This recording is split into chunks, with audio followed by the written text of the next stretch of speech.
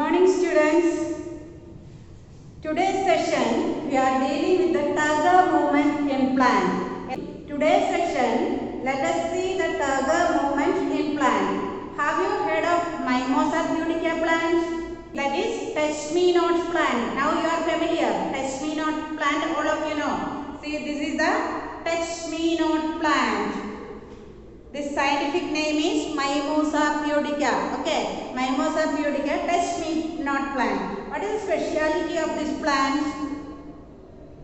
Yes, if you touch the leaf very gently, you can see all the leaves droop down immediately. Isn't it? All the leaves droop down immediately as soon as you touch this plant. Okay, now in this example you can see that the leaves are drooped down because I cut this a part of the stem so that you can see the sense or the stimulus passed into this and already the leaves are folded.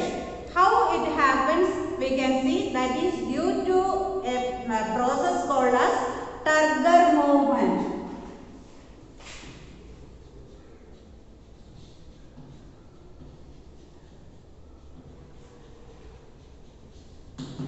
So how it happens, let us see. The rapid drooping of the leaves of the sensitive plant, because this Mimosa pudica or this touch-me-not plant, it is very sensitive in nature and it is due to the Turgor movement in the plant. As soon as you touch softly one of the leaves of this touch-me-not plant, you can see that they are closing the leaves like this.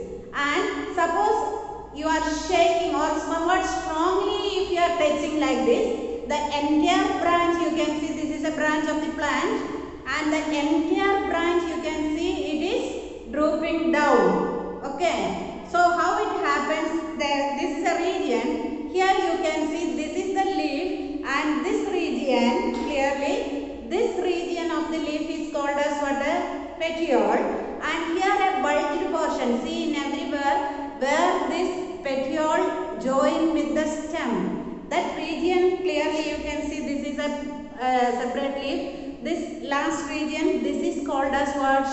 Pulvinus. This end region is called as pulvinus. So when you touch this Mimosa pudica or touch-me-not plant, the stimulus passed from this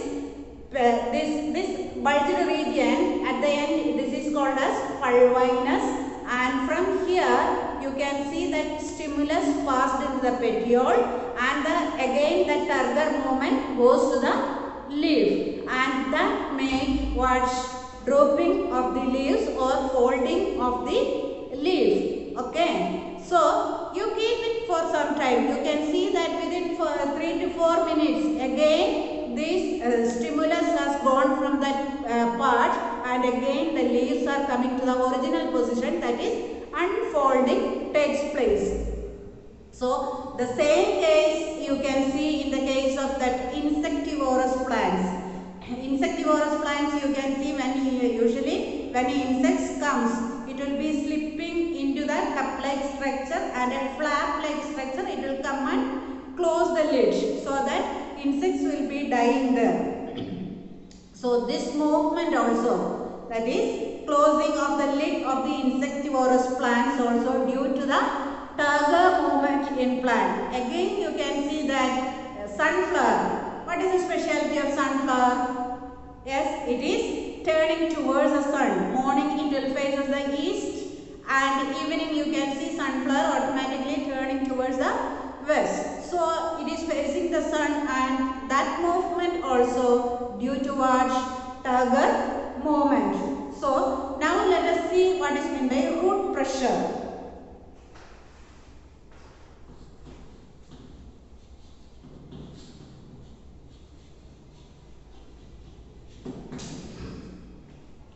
Root pressure, all of you have already studied that the pressure by the root to intake water. And here you can see it is built up, means root pressure is built up due to cell-to-cell osmosis takes place. So here you can see that cell-to-cell osmosis takes place in the root tissue from one cell to another cell where the concentration the next cell osmosis takes place. Water molecules will pass from one cell to another cell due to osmosis.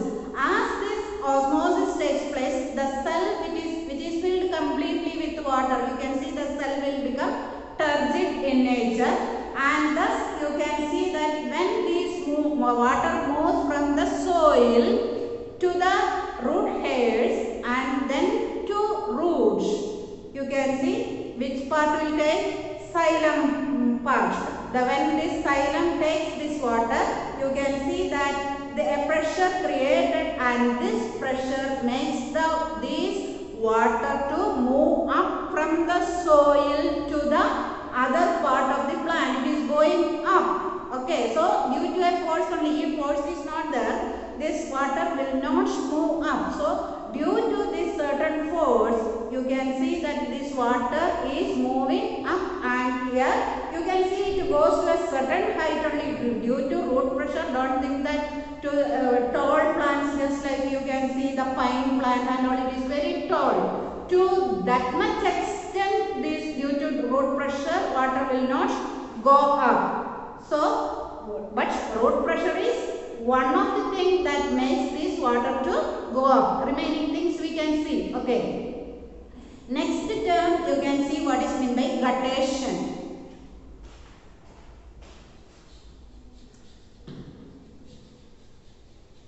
So this is a new term you are not knowing.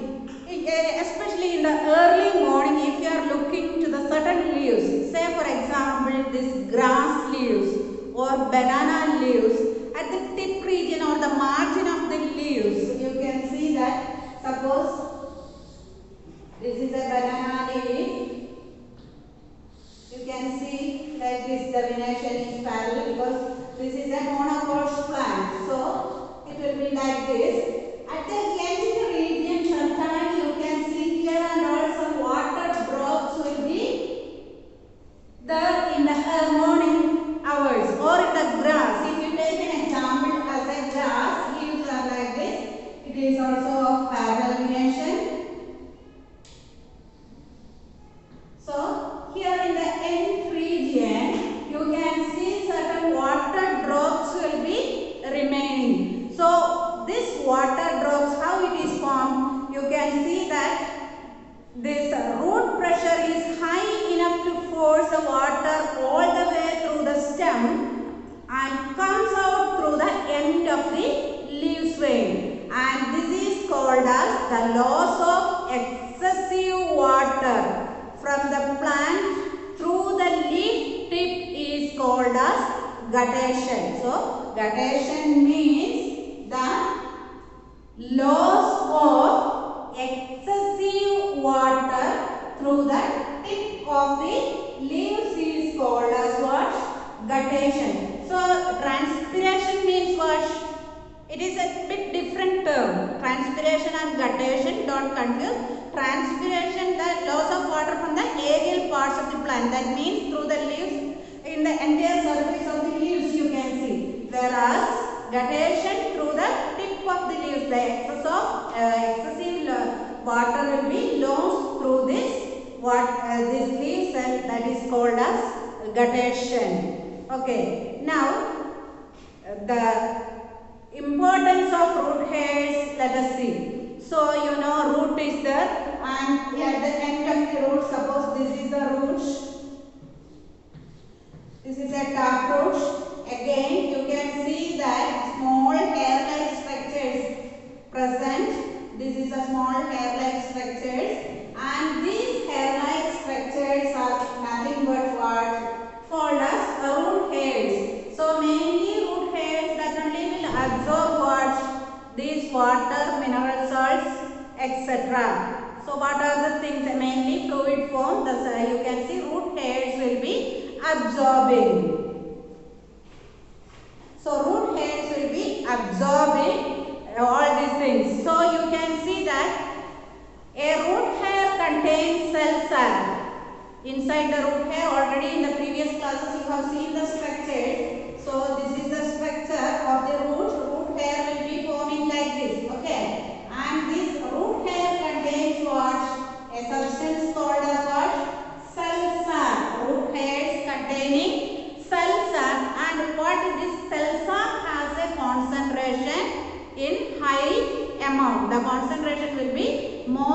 inside the cell. Okay, so what will happen due to osmosis? So cell sap concentration will be more in the root hair, and whereas water concentration will be less. So quite naturally what will take place? Yes, osmosis will take place, and from the cell bearing root hair, water continues to pass through the adjoining cells one after another and finally enter the xylem vessels of the roots. So from one cell to another cell it will be going, and finally it will be, this is the roots, this is the root hair. Okay, so you can see that it will be entering into the root, will be continuing like this. This is called as root hair. So from one cell to another cell through osmosis it takes place. How osmosis takes place? Because here in this root hair the concentration of this cell sap is more. So automatically you can see water concentration from higher region to lower region. Here the concentration of the water is more. So osmosis takes place, and from here you can see water enters here, and thus finally cell to cell it reaches, and thus you can see that it reaches the xylem, which is inside the roots. Xylem, and surrounded by what? Phloem. Xylem will be inside and phloem will be there in the next. And so finally you can see that this water will enter into where? Into the xylem of the root, and then conduction takes place, and thus this reaches the other part of the plant body. Now we can see absorption of mineral elements. You can see from where these plants get these mineral elements. Yes, nowhere else, from the soil only. So you can see already yesterday you have seen the active transport. The movement of this, so the salt or iron particles from a lower concentration to a higher concentration through a permeable membrane, and it needs energy. It needs energy. So that is what is called as active transport. Now how active transport takes place? Due to this active transport you can see from the root hairs these salts or minerals that enters into the root hairs, and then again by this force you can see that it need energy. I told you from the cell it will take the energy, because from a lower concentration it has to move to a region of higher concentration. So automatically what it need? It need energy. So that process is called as active transport, and by that you can see that these mineral salts will be absorbed by the root hairs, and then again it is sent into the xylem part of the roots, which will go or it will conduct to the other parts. Okay, let us see some experiments on absorption and conduction of water in the plants. Certain experiments we are doing. The first experiment is to show that root absorb water. So here to show that root is the structure, no other structure. It is by root water is absorbed. So for this you have need one experimental setup and another one control setup. How to do the control setup? You have to take a test tube like this and fill it with water. So see to the certain level you have to fill it with water. The test tube is filled with water. And at the top you have to pour little oil. Okay, you are pouring some oil. As the density of the oil is less than that of water, what will happen? Oil will float on the top and it will cover there. This is what is control setup. And what is the function of this oil? Can you say? Yes, it's that because if water is exposed to the air, evaporation takes place. Due to the heat of the sun, what takes place? Evaporation takes place. But as the water is completely covered with what? Oil, the process of evaporation does not take place. So in the second test tube, what is called as experimental setup, you have to take the same volume of another test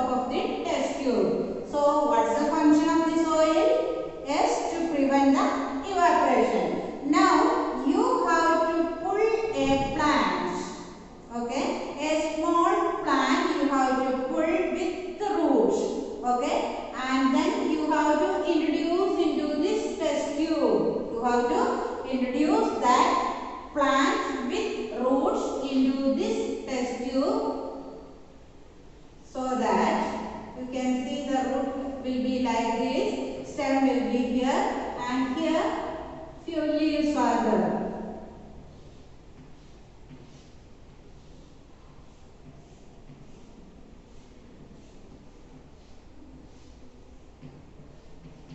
So this is the plant, and so that you can see that no evaporation, you have to make sure that evaporation does not take place by this pouring few drops of oil, and keep this for 3 to 4 days like that. So this test tube, you have to, this is the control, this is an experimental setup.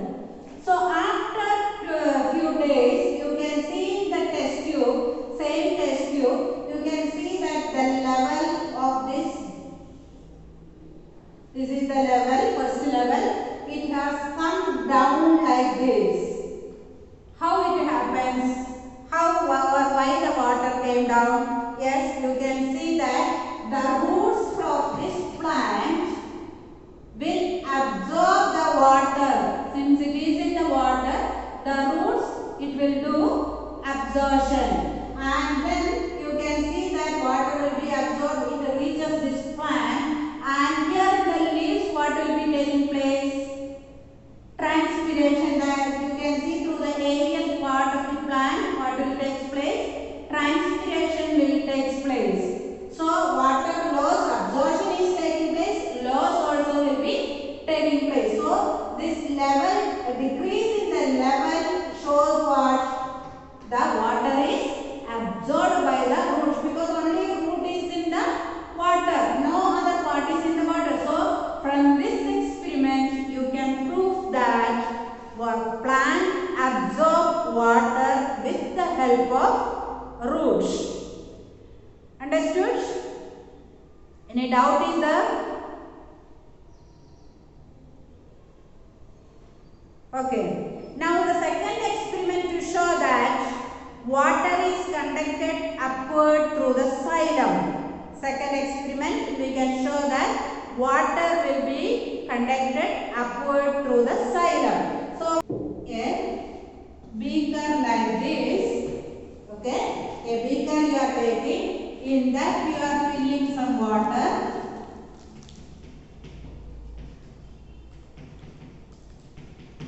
Okay, you are filling some water, and in that you are placing a plant with roots.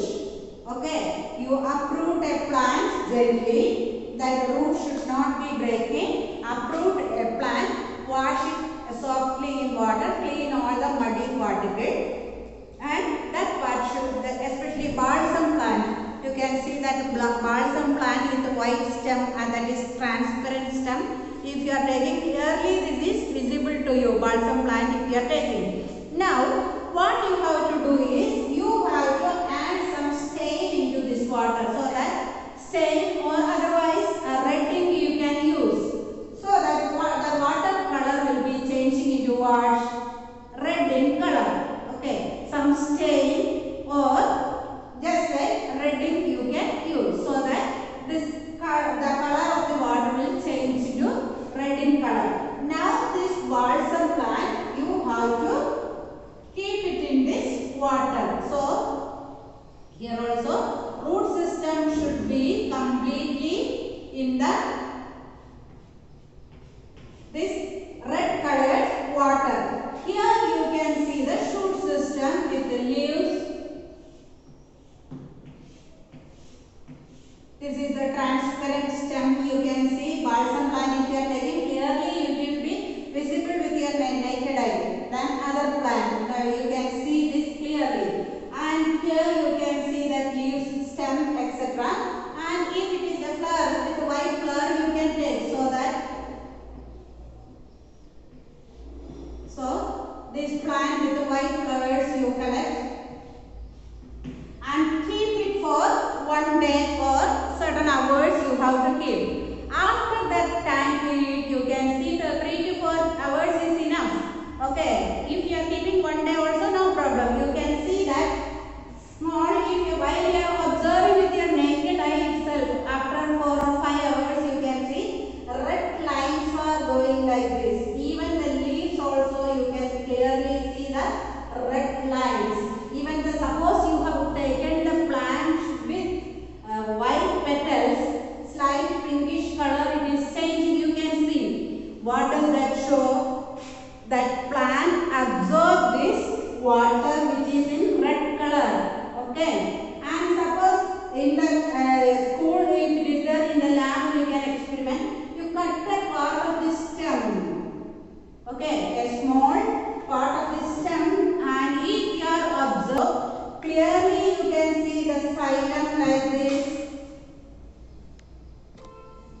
The vascular bundles arranged in the form of bundles in the, you can see in the form of a ring.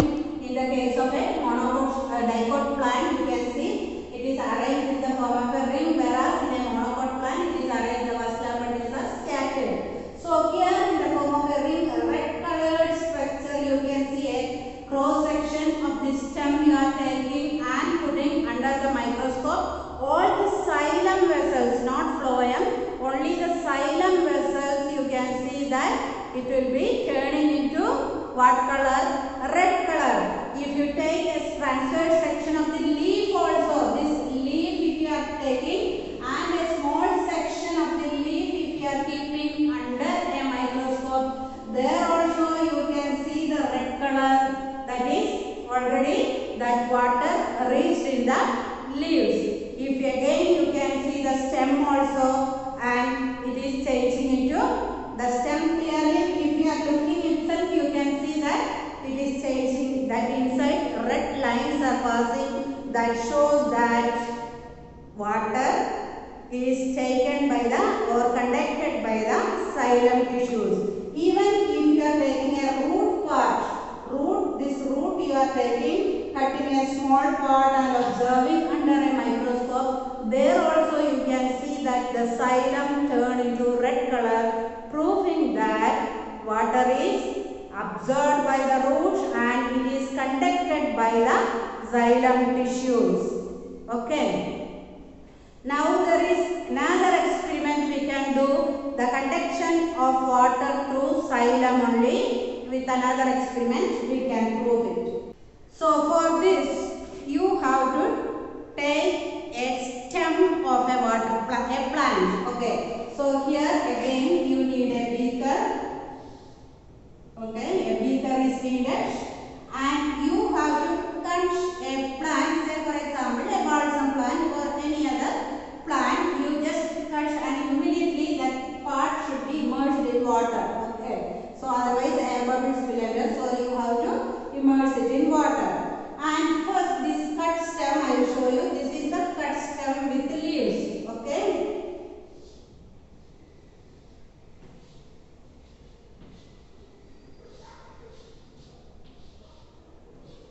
So this part, what you have to do here, the xylem you have to keep there and the phloem you have to remove. That is this part of the stem, just to think this is the stem. Okay. So the stem's outer part, that is phloem, you have to remove so that it will come like this narrow.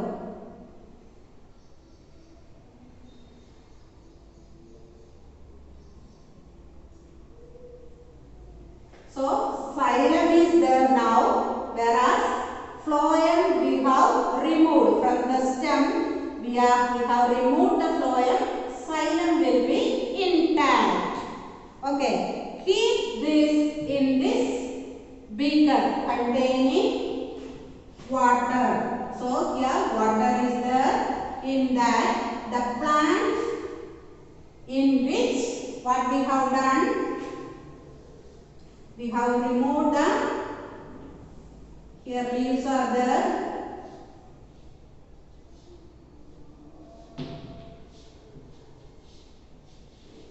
and in a small portion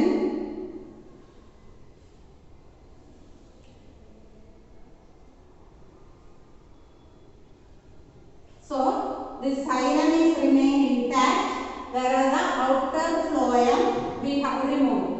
And keep it like this, and again in the similar way in another beaker you have to remove what? Another beaker you are taking, in that you are same way it should be filled with water.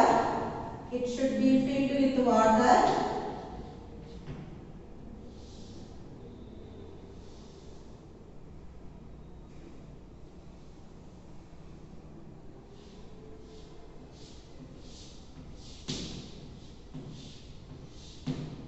Okay, here we are keeping, and then for this what we are doing, we are removing the xylem and phloem remain intact.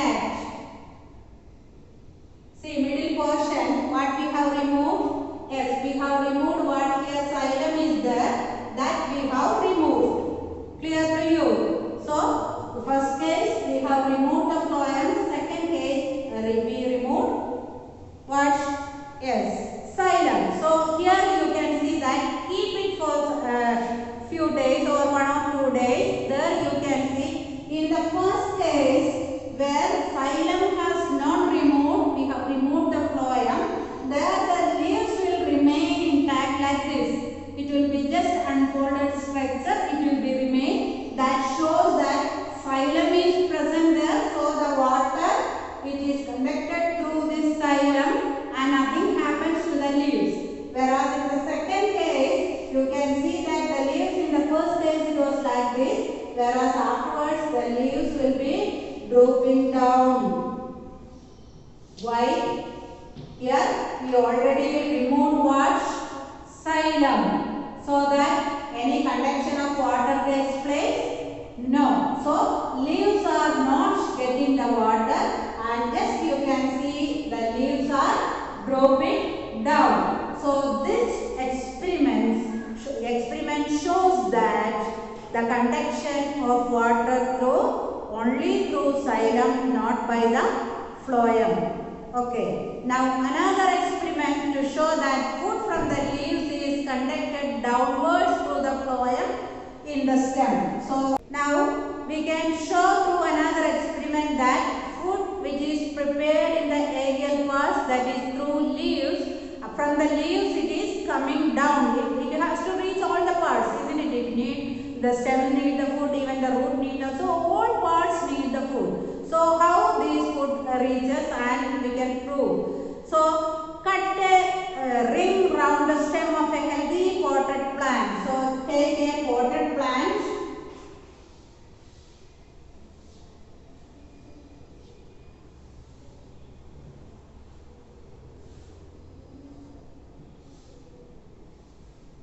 So the potted plant you have taken and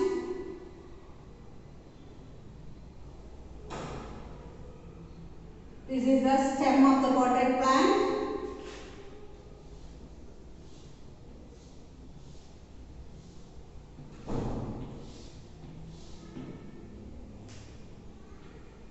Okay. Now you are removing the bark of this plant, including the phloem, but not xylem. We are not removing. Here the bark here.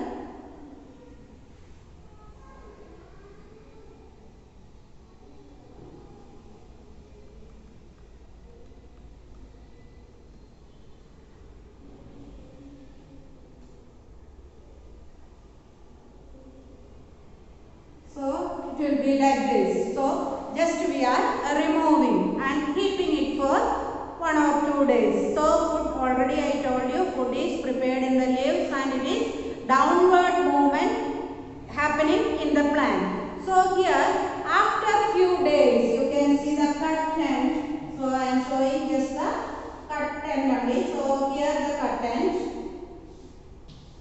Here you can see a bulged area will be forming here. On this region, it is somewhat a bulged area. That means the food from the top part it comes and reaches here. But is there any phloem here? Phloem already we have removed from here. So food reached here and from there is no chance because phloem is absent here in this region. And so you can say that as the phloem is absent, food reaches till here only from the top. So from the top till here it reaches. From there, as the phloem is absent, it cannot go down. Okay, the food material cannot go down from this region. And still after some days, you can see that this region, the downward region, it started to decay or the cells start to die. Why it happens so? Because this region is not getting washed. Yes, this region is not getting food. So the cells of this region start to decay or even die. So from this you can say that food materials is passing from the top to the down region or the downward movement of the food material through phloem is movement. Okay. Now you can see forces that contributing to ascent of sap. So ascent of sap means what? As the movement of this materials to upwards, or the upward movement is called as ascent of sap. And how these forces, already root pressure you have seen, or turgor movement. So let us see what are the forces that are contributing to the ascent of sap, means upward movement of this particle.